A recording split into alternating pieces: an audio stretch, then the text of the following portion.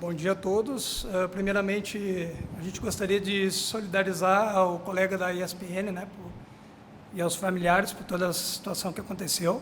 Obrigado.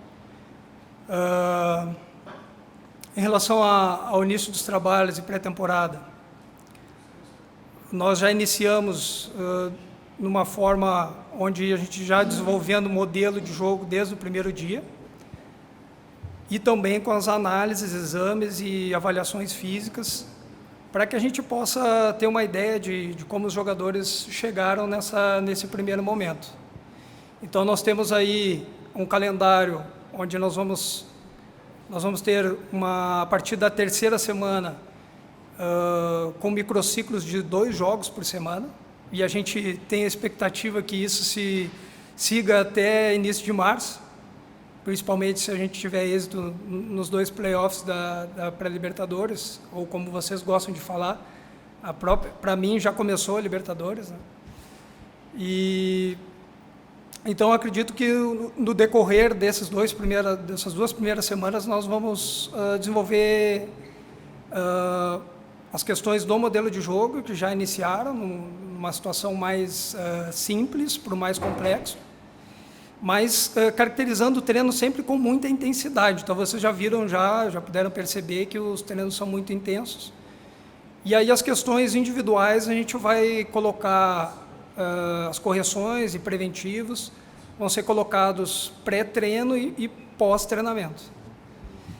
Na Florida Cup a gente tem como alvo seguir um período de preparação, então nós não iremos para a Florida Cup pensando somente em período de competição. Nós ainda estamos em período de preparação e vamos atacar nesse aspecto. O calendário para o Corinthians e para as equipes que vão disputar essa primeira fase da Libertadores, obviamente ele é mais apertado pela questão dos estaduais também. Mas provavelmente você já recebeu informações e acompanhou, né, todo o trabalho do Flamengo do ano passado. Chamou muito a atenção, Michel, de todos nós, o fato de o Jorge Jesus e a comissão técnica não pouparem jogadores, né? Era algo que chamou a atenção e que mudou um pouco alguns conceitos de que treinadores brasileiros faziam comissões de separar times, enfim. Queria te ouvir sobre esse assunto. O que você pensa sobre isso? Assim, porque chamou a atenção de todos como se fosse uma grande novidade. É possível outros clubes repetirem o que o Jesus fez com o Flamengo no ano passado? O Corinthians pode fazer um trabalho agora, que é pré-temporada, para que um time base ou um time de 12 a 15 jogadores assim, que seriam titulares, entre aspas, pudessem jogar uma temporada completa, uma temporada inteira, uma boa parte de uma temporada, como fez o Jesus no Flamengo no ano passado? Olha, para mim a questão do Flamengo é muito peculiar, porque o Flamengo teve todo um desempenho em cima de um período de 5 meses, e teve também a preparação da segunda parte do Campeonato Brasileiro, que foi naquele período intertemporada na Copa América. E o que esse ano já não teremos esse período. Então, eu acredito que se destacou muito isso, porque como o Flamengo enfrentou na semifinal o Grêmio, na Copa Libertadores, foi muito o oposto, porque o Grêmio poupando em todas as competições e usando os titulares na Copa Libertadores. E o Flamengo realmente rodiziando ali em poucos detalhes, né, em algumas posições, fazendo rodízio e tentando colocar a maior parte dos jogadores em desempenho de jogo.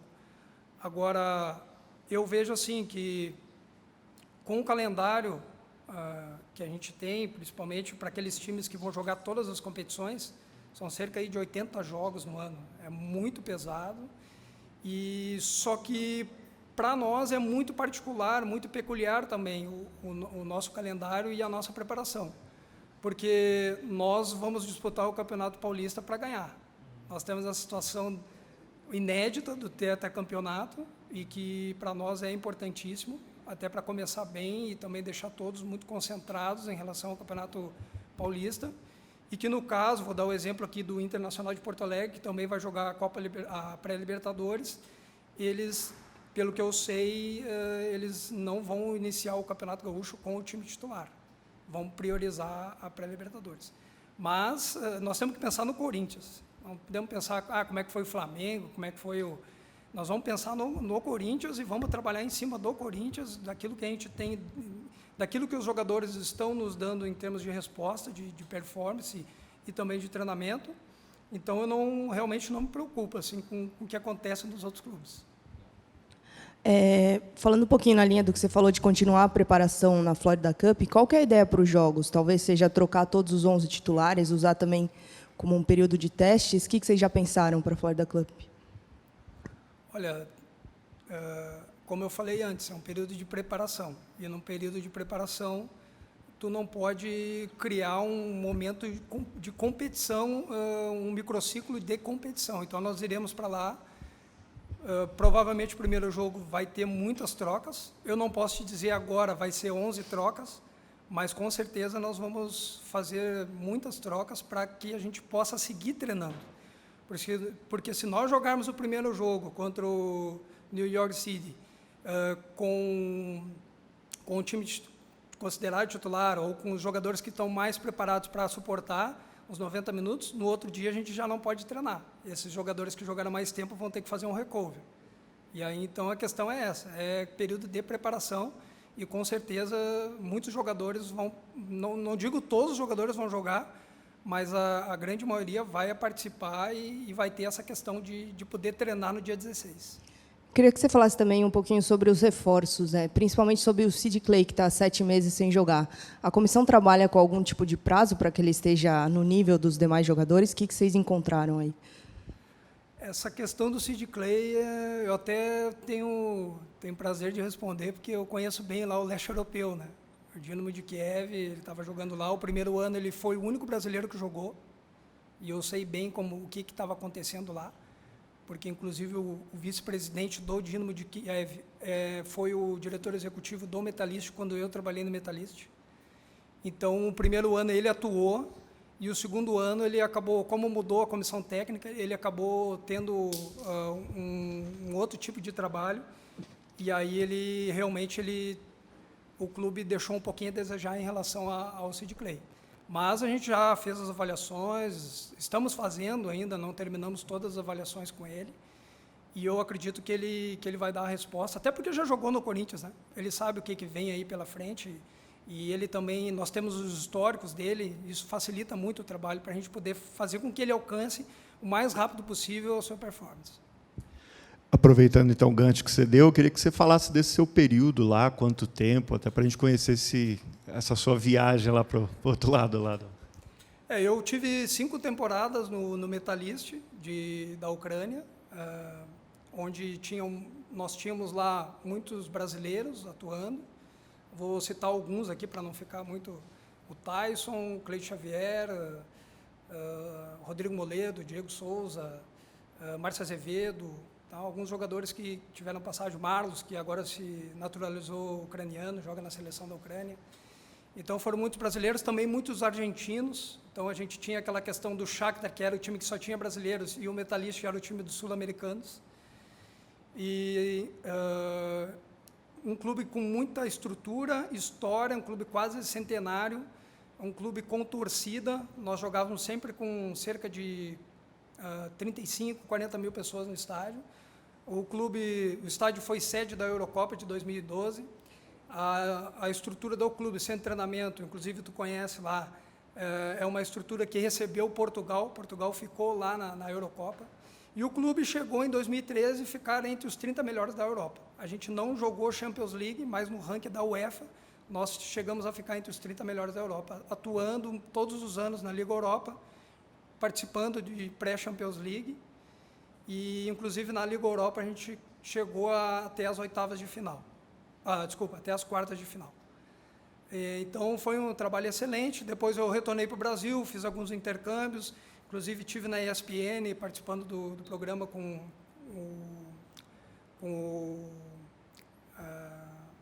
esqueci agora o nome do repórter. Gustavo, que é meu amigo, inclusive, Gustavo Hoffmann.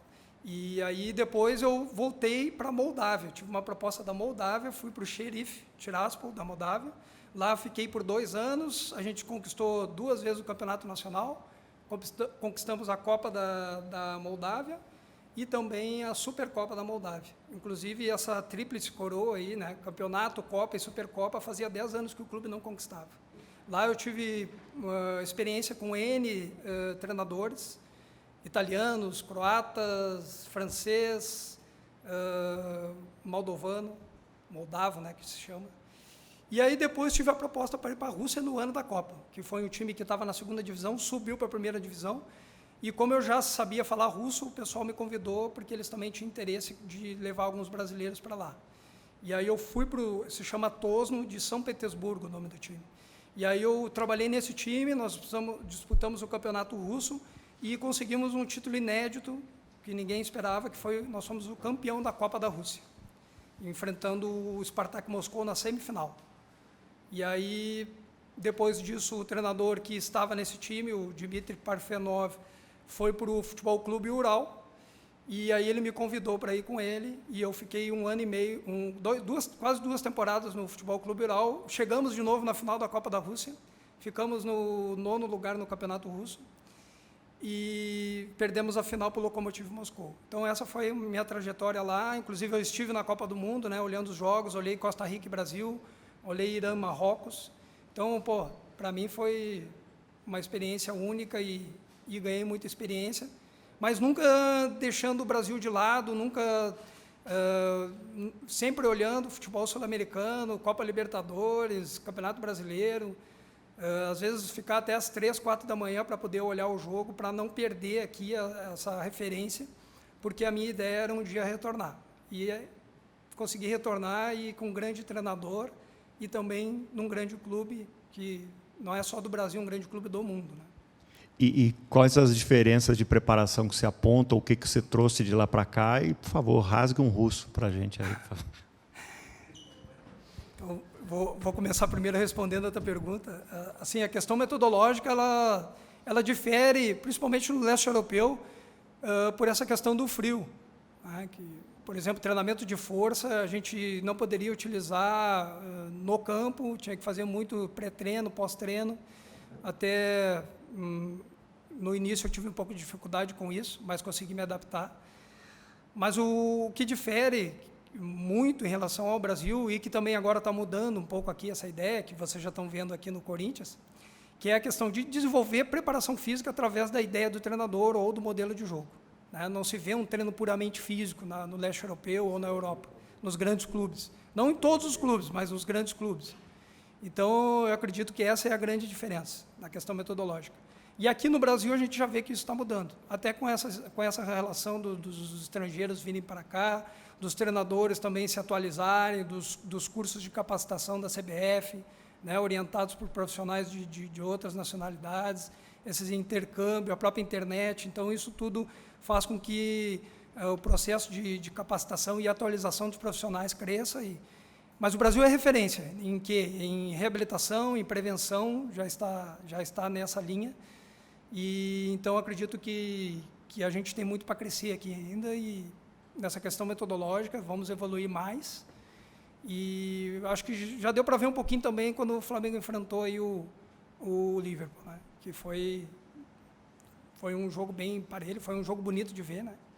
Então acho que as coisas vão se encaminhar para isso. O russo, estou Yamagu Gavarit.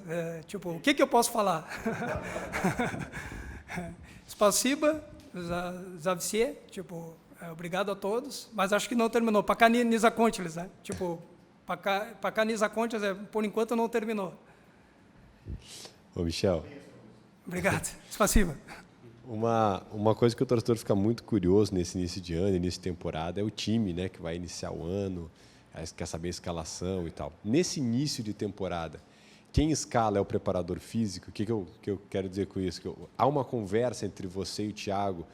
O Thiago diz, posso esse, posso aquele, forço aqui, forço ali. Há essa conversa para essa primeira escalação inicial, nesse início de temporada? Realmente, no início, a nossa participação, na verdade, não sou só eu, né? A gente tem uma equipe aqui que me dá orgulho de trabalhar com eles, o Anselmo, o Fabrício, o Leandro, o fisiologista, o Fedato, o pessoal da fisioterapia, o Lucas, Paulo, Luciano, Caio, pessoal dá todo o suporte, o pessoal do apoio, o staff. Eu só vou falar de todo mundo aqui, aí eu vou ficar na coletiva falando de todos. Então, o pessoal está dando um apoio assim, impressionante. Então, o pessoal da preparação física, realmente a participação é maior agora. Porque tem essa questão do desgaste, de alguns jogadores ainda não estar no time certo, no seu momento de performance. Então, a gente orienta bastante. Na verdade, não é a gente que decide, mas a gente encaminha muita coisa, muita demanda. A gente tem toda uma rotina diária, né, de trabalhar numa horizontalidade e fazer com que a informação chegue no Thiago da melhor maneira possível. Outra coisa, o Thiago tem um DNA ofensivo, né? Pelo menos essa é a característica. Há uma preparação especial, quer dizer, o time que ataca, o time que propõe jogo, requer uma preparação física diferente do que aquele time que defende? E aí essa questão que tu levantou é muito boa, porque o preparador físico ele tem que estar preparado para isso. Porque não basta só copiar o que os outros fazem, né? E quando tu reconhece um modelo de jogo, uma ideia de jogo, tu tem que subtrair dali, filtrar as informações do modelo de jogo, em cima das valências físicas, e aí tu criar o treinamento para que tu possa ter performance. Então, por exemplo, o que o nosso modelo de jogo acaba nos dando de demanda? É um time muito veloz. Nós precisamos ter muita velocidade. Então, quem está percebendo aí o trabalho, quem está olhando os treinos desde o aquecimento, nós já estamos estimulando velocidade, zonas de velocidade, para que quando o Thiago cobre em cima do modelo de jogo, os jogadores já estão adaptados a fazer aquelas distâncias de velocidade que são as incidências maior incidências de velocidade no jogo também. Então, tu precisa conhecer o modelo, interagir com o modelo, para que tu possa ter a melhor performance. Então, eu acredito assim, que o nosso modelo ele ataca muito a questão de velocidade. E não só no momento de transição, mas também na parte de organização ofensiva, na parte de organização defensiva. Em todos os momentos do jogo, tem velocidade ali como caráter. De nada. Michel, você já falou do Sid Clay, mas tem uma grande expectativa, por exemplo, em relação ao Luan, que tinha até uma dúvida, porque ele teve algumas lesões no ano passado. O que você pode falar para o torcedor de como ele está fisicamente, se ele está pronto para jogar, o torcedor está louco para ver ele em campo? O Luan ele é um jogador, um atleta que dispensa comentários. Na questão técnica, ele está sobressaindo super bem assim, nos treinos, a gente percebe claramente a qualidade dele, mas com certeza ele precisa de ajustes, como qualquer jogador de início de pré-temporada, e também pelo histórico que ele teve, né, de lesões ali no último ano, de participar menos dos jogos, né, que ele teve essa situação bem peculiar dele lá no Grêmio. Mas eu não vejo problema, eu acredito que ele vai conseguir performance e estou bem confiante em relação a ele, não só eu, acho que o próprio Thiago também. E a torcida pode apostar que vai ver ele bem no campo e que ele vai ter grandes atuações. Inclusive, eu também colhi informações com o pessoal do Grêmio, né, para a gente poder trabalhar bem. Assim, né? Muito bom. Se eu não me engano, o único clube além do Corinthians agora no Brasil foi o Juventude? Teve algum outro? Eu trabalhei... O meu último clube foi o Juventude. No Brasil? No Brasil. E aí você forjou a sua carreira lá na Europa, no leste europeu, e retorna agora no Corinthians. Qual é a diferença pessoal para você? A gente está vendo uma sala de coletivas aqui num sábado cheia para te entrevistar. Retornar num clube em que tem uma repercussão que a gente sabe diferente, uma pressão também diferente. Como é que é para você voltar no Corinthians? Eu, quando fui para fora, eu fui preparado para voltar. Eu só não sabia quando. Só que eu abri mão em agosto de 2019, do ano passado, eu abri mão de um contrato que iria até maio de 2020. Porque eu pensei muito na questão familiar e eu sabia que o que eu estava fazendo lá, eu já estava preparado para fazer aqui. Então, eu realmente arrisquei. Inclusive, eu fiquei 4 meses parado, né? Só estudando, me preparando, fazendo intercâmbios.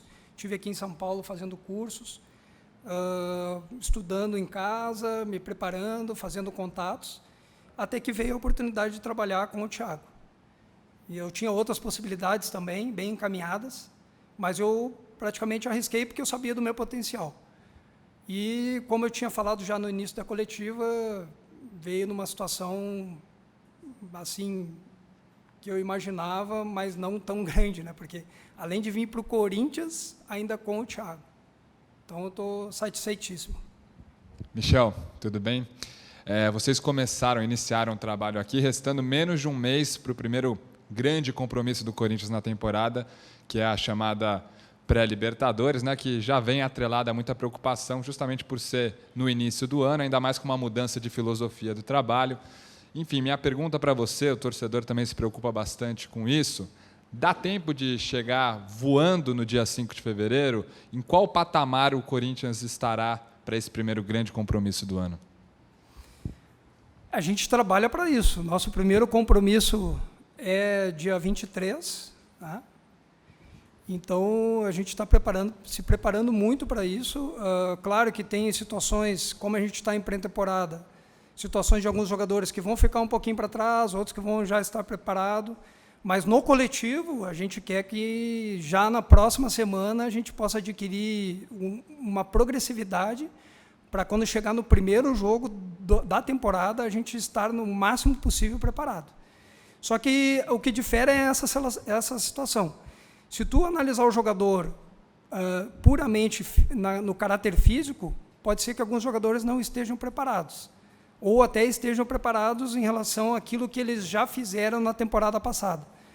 Agora, nós precisamos pensar em modelo de jogo, em ideia de jogo, porque às vezes o jogador está preparado para desenvolver modelo de jogo, né? E alguns detalhes ainda precisam de correções na questão física. Então, é esse tópico aí que a gente precisa estar sempre atento. Estar apto a desenvolver o modelo de jogo. Michel, por favor, o torcedor, certamente com muita... O último jogo foi 5 de dezembro. Vai estar com muita saudade do time. Quarta-feira vira aquele dia de... Parece final de campeonato, porque para o cara que está quase um mês e meio sem ver o time, vira uma coisa... Eu queria que você falasse o que o torcedor pode esperar de verdade da parte física, porque provavelmente na cabeça do torcedor, treinar esses dias, pô, esse daí já não serve, esse daí está mal, esse daí... enfim, aquela coisa de torcedor. Eu queria que você deixasse claro, tentasse pelo menos imaginar de 0 a 10, quanto que esses caras vão estar, até 7, 8, 6... Até para o torcedor falar assim, esses caras ainda não estão no seu ápice, daqui a pouco vai acontecer isso, não é agora. De 0 a 10, mais ou menos, quanto que você poderia prever que eles vão aparecer na quarta-feira, dia da estreia, depois de mais de um mês sem jogo, que o torcedor vê? Olha, se tivesse prestado ali nas respostas que eu dei, é justamente isso. Se eu olhar no caráter físico, realmente os jogadores não vão estar preparados. Mas se eu olhar em termos de modelo de jogo, se vocês olhar o treinamento aqui, a gente está desenvolvendo o modelo de jogo desde o primeiro dia, e eu acredito que os jogadores vão estar preparados. Porque o que acontece? Muita gente fala, o jogador fulano de tal, ele não está preparado fisicamente porque cansou no jogo, no final do jogo ele não conseguiu desenvolver a sua performance. Ou, por exemplo, o time estava jogando até os 25 do segundo tempo, estava bem. Aí, daqui a pouco, o adversário foi lá e virou o jogo, terminou 2-1, então esse time está mal preparado, esse time não está correndo. No final do jogo, cansou. Então, são questões que eu não me serve como limítrofe da condição física. O que me serve é, por exemplo, pós-jogo, como esse jogador está se comportando. Ele recuperou rápido, ele teve um déficit de força, ele já, no segundo dia, pós-recuperação, ele já respondeu, ele já está apto a jogar. Agora, com certeza, eu não sei os últimos anos, mas eu acho que essa pré-temporada do Corinthians, ninguém passou por isso. Ninguém passou por isso. Com 2 semanas fazer preparação e já na terceira semana jogar 2 jogos na semana, e na quarta semana jogar 2 jogos na semana, e na quinta semana jogar 2 jogos na semana, e assim vai até março. Até março. Então, com certeza, nós vamos ter que fazer um rodízio ali de jogadores pontuais, porque não vai ter como suportar. o melhor time preparado, que tem a melhor preparação física, melhor pré-temporada feita em 3 semanas, 4 semanas, ou como eu estava acostumado lá na Rússia, que a gente tinha 45 dias para fazer uma pré-temporada, chegava, desculpa o termo, chegava a encher o saco de tanto tempo fazendo pré-temporada, nenhum time consegue suportar toda essa carga aí que nós vamos suportar. E nós vamos suportar, nós vamos dar um jeito. Solução nós vamos achar.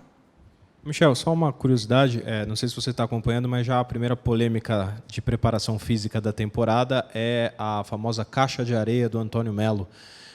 Tem muita gente criticando, dizendo que ele está ultrapassado por fazer parte de uma comissão do Luxemburgo, que também é considerado por alguns ultrapassado, então fica sempre essa polêmica, né?